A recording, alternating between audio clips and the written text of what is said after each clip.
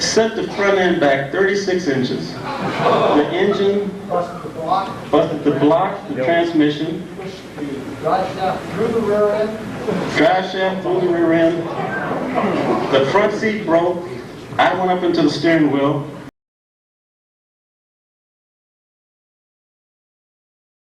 We almost lost Henry because the torque of the blanks going off in the gun pushed him into an arc that was a little further out than he had intended, and he almost missed the airbag. Chiefs La Victoria, Chiefs to die for.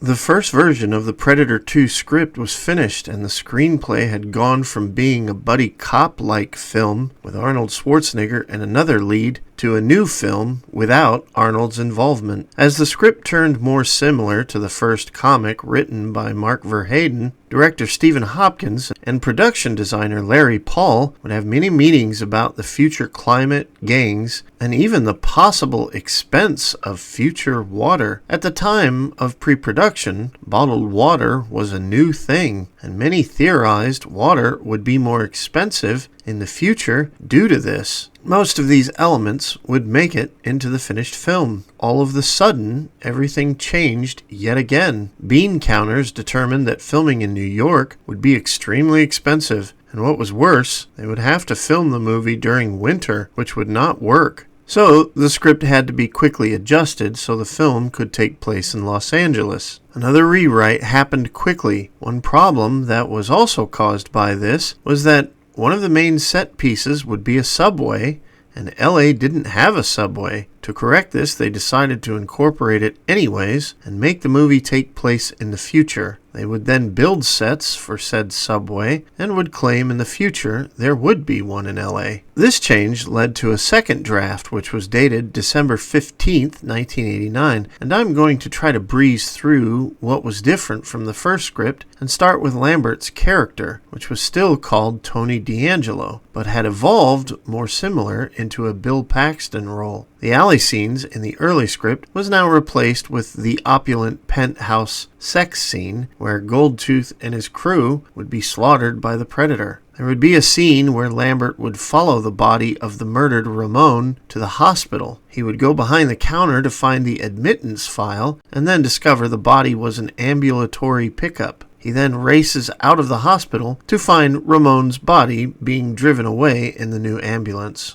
Back at Ray's Tavern, Leona is expressing she is exhausted to her husband, while Harrigan is warned by his captain to cool it. Meanwhile, Danny is killed in the penthouse by the Predator. There would be a funeral for Danny with honor guards in this version, and Harrigan would be there with Leona and Captain Pilgrim at his side. During this event, slimeball journalist Pope would hound Harrigan after the funeral, asking him about the circumstances of his partner's death. He would be ousted out of annoyance by Captain Pilgrim. Then Heineman would suspend Harrigan. In this version, when Harrigan is taken by the Jamaicans, he is assaulted alongside Lambert, and they take him rather forcefully. Rather than it being a respectful meeting, Lambert is beaten to the ground and Harrigan is rushed away in a car. The next morning, after King Willie is killed, Harrigan leaves a restaurant, and we cut into a van that is monitoring Harrigan with keys on the radio telling them to stay on him. This is when the Predator would follow Harrigan, and it would take the Predator to the taxidermy shop. In this version of the script, Harrigan and his team go straight to the coroner's office to discover that cattle blood and other chemicals are on a sample. That leads to the killer being near a slaughterhouse. And then they head to one that has just been quarantined and leave to check out the details. Harrigan would be dropped off at home, while Lambert and Leona go back to the station to fish about keys. Lambert states they should ditch their car, and this is the exact reason why they use the Metro, to avoid Keys tailing them, which they know is happening. It is at that moment that Leona hangs up the phone, stunned, and she tells Lambert she's 6 weeks pregnant. Lambert states he should go on alone so she can be with her husband, but Leona is insistent on seeing the case through for Danny's sake. We would then cut to the two heading to the subway,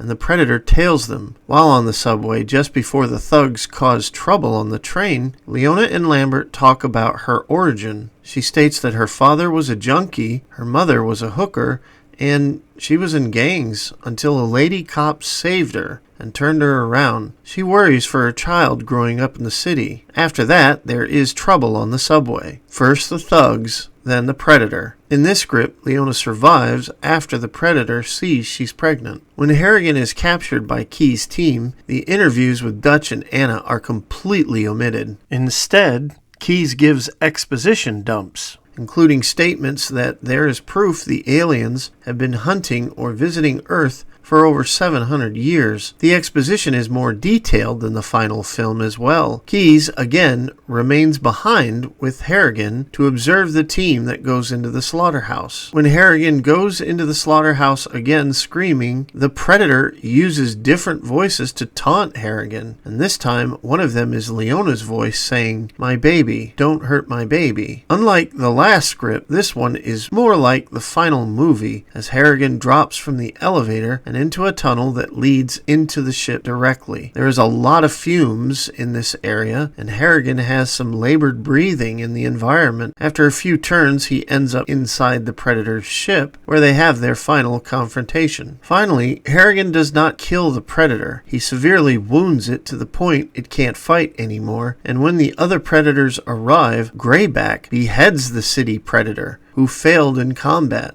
Harrigan is removed from the Predator's ship, and then he loses consciousness as it flies away. The final scene has Harrigan leaving the tunnel with a flintlock, and this time Captain Pilgrim is there. Keyes arrives stating they were so close, and Harrigan says his final line, "You'll get another chance." In an interview with Starlog, Jim Thomas would later say that writing the sequel was much easier than the first Predator. We had the story locked in and we knew all the elements. Casting had to be extremely fast, and some of them were just no-brainers. Maria Conchita Alonso was known for television and had made an imprint in films with Moscow on the Hudson, Touch and Go, Extreme Prejudice, Colors, and most of all, Running Man. Bill Paxton wanted the role of Lambert and was easy to give the part as he was a big name with Aliens, Terminator, Weird Science, and Near Dark under his belt. Robert Davi was huge at the time as well. He had been in a lot of known films, from The Goonies, Raw Deal, Action Jackson, Die Hard, and most recently, a Bond villain in License to Kill. Morton Downey Jr. as Pope was a surreal appearance because at the time his performance was so close to his real life. Downey was going through a rough patch, as his heated talk show had just been canceled due to a hoax where Downey claimed to be attacked by neo-Nazis at an airport. Ironically, when principal photography began, Downey was filing for bankruptcy in the District of New Jersey. Kent McCord was selected as Captain Brent Pilgrim, whose role lessened severely during principal photography. You might remember McCord from Airplane 2 as Unger, as well as many television appearances. So you see, both Dunn and I were over, even though I was underdone. Dunn was over Unger and I was overdone.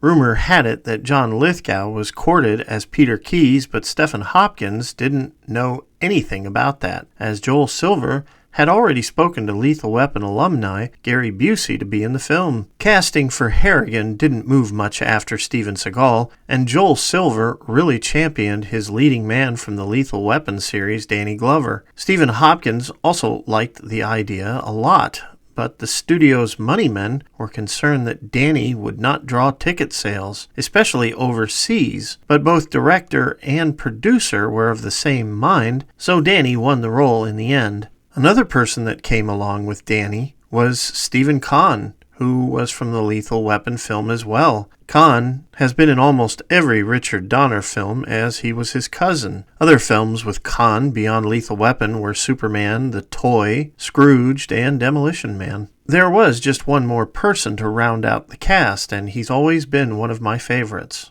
Doesn't seem fair us not knowing who he is now that he knows who we are. Musician Ruben Blades, or Blades for those in Panama, was cast as Detective Danny Archuleta. No, you're not wrong. Okay. The name is Ruben Blades, but people call me Blades because I'm from Panama. Right. Ruben was one of my nostalgic loves as an actor because he was in one of my favorite heist films of all time, The Little-Known Disorganized Crime, which I don't go a year without seeing. He was also known for Critical Condition with Richard Pryor, Fatal Beauty with Whoopi Goldberg, and the Milagro Beanfield War.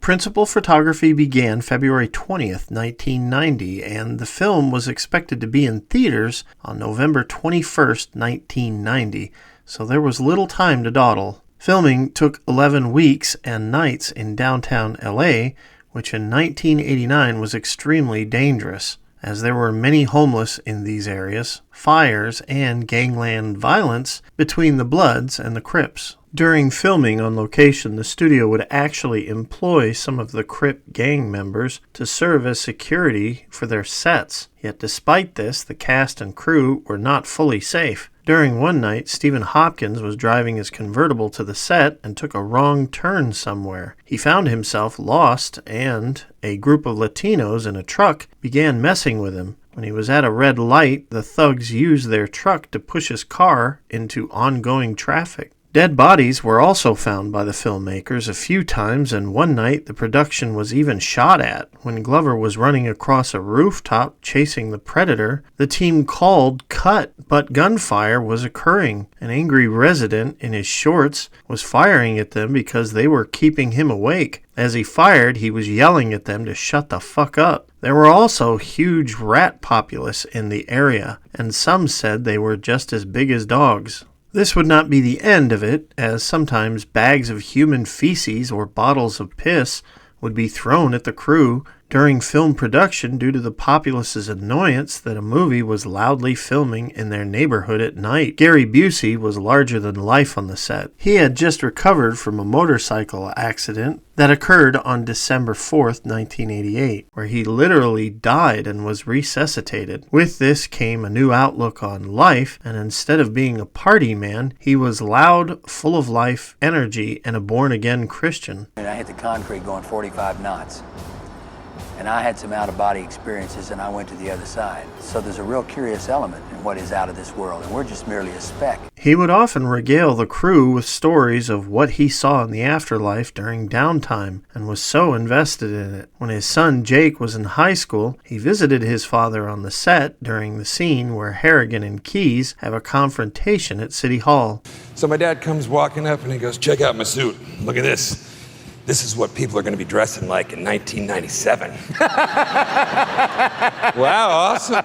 During the shoot, Ruben Blades was doing a live interview with Joan London for Good Morning America. During the interview, Stephen came up to Ruben and told him to come to the set for a shot that they had little time to finish, and an expletive from Stephen could be heard in the background on live air. He had no idea the interview was live. The next morning, the director had countless messages on his answering machine, and it was a big issue. He would even receive death threats because some thought he was treating Ruben poorly on the set. Why don't you just kick me in the nuts? So the next day, both Hopkins and Ruben got together and thought about how they would tackle the issue. It was decided to go back on Good Morning America. At first, they planned on pretend fighting to lighten the mood, but then Hopkins simply apologized for the confusion and took accountability for it. Kevin Peter Hall studied a lot for the Predator in this film. This was his second stint as the creature, and he studied many different tribes of warriors in Africa to make this Predator seem different than the first one. He moved differently by studying dance moves as well, and he threw out ideas often to nuanced scenes, and Stephen Hopkins was very open to Kevin's ideas. Kevin would die just 5 months after the film's release due to a faulty blood transfusion that afflicted him with HIV. He would then get pneumonia and pass away. Unlike the first Predator film, Joel Silver was rarely on the set. At the time, he was dealing with production issues on Die Hard 2 and would rarely have time to get away from that. In the end, Hopkins would occasionally deal with bean counters who would put him, as he termed it, under a microscope when they visited. But it was commonly a smooth shoot where producers in the studio were concerned. If Hopkins was pushed around, he would just call called Joel Silver, and Joel would always be there for him. But because Silver was so hostile towards Fox at the time, he would clash with studio heads. You're gonna stay home and watch Monday Night Football? A bunch of guys are gonna pigskin? What are you gonna watch reruns with a Fonzie? Come on, what do you got? Gotta hire a producer for $300,000? I make pictures in an office all day. I'll do what I want here. And during one event, Joel actually got kicked off the Fox lot. He would return for some post-production things on Predator 2, but after Die Hard 2 was finished, Joel would never do a film with Fox again, and he went to Warner Brothers. Filming would eventually finish on June 1990.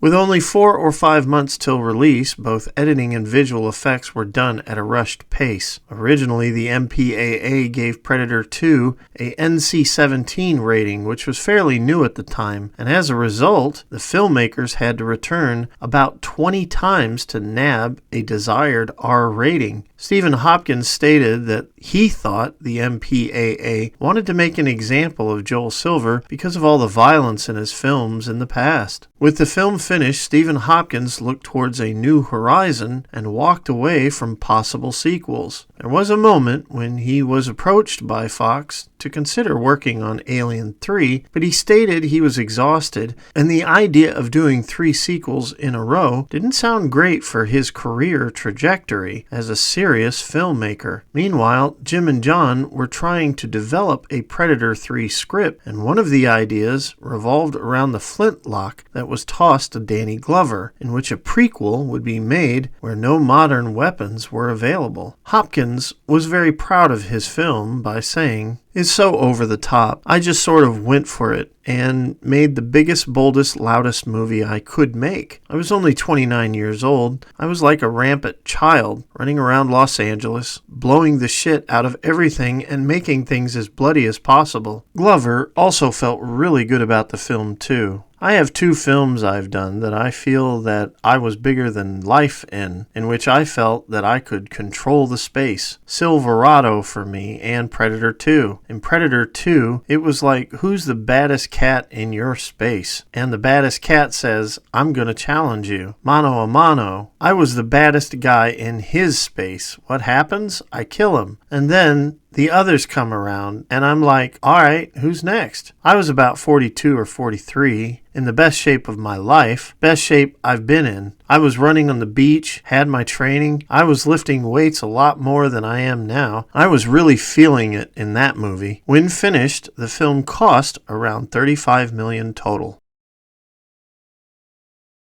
Released on November 21st, 1990 to horrid competition, Predator 2 never had a chance to command the box office. And had it been released on a better date, I am sure it would have made way more than it would finally achieve. November 1990 started out really rough, with a week of bombs on November 2nd. These consisted of the embarrassing sequel to Purple Rain called Graffiti Bridge, Vincent and Theo, starring Tim Roth, and was a tale about Vincent van Gogh. Waiting for the Light was a comedy with Terry Garr and Shirley MacLaine. The only film to make money from November 2nd was Tim Robbins' Jacob's Ladder, which made $26.1 million. However, Jacob's Ladder, which was very intelligent and thought-provoking, did not stay in the box office for long. Its first week pulled in $9.8 million, which was great, but every week it dropped quickly, and this was in part thanks to the competing horror film that would come out on November 9th, 1990, and that film was Child's Play 2. Chucky dominated with $10.7 million in its first week, but like Jacob's Ladder, Chucky would fall quickly as well. Also out the same week of November 9th was a film about gangster twins called The Krays. A big film that swallowed ticket sales for the season came out on November 16th, 1990. When Home Alone was released to theaters,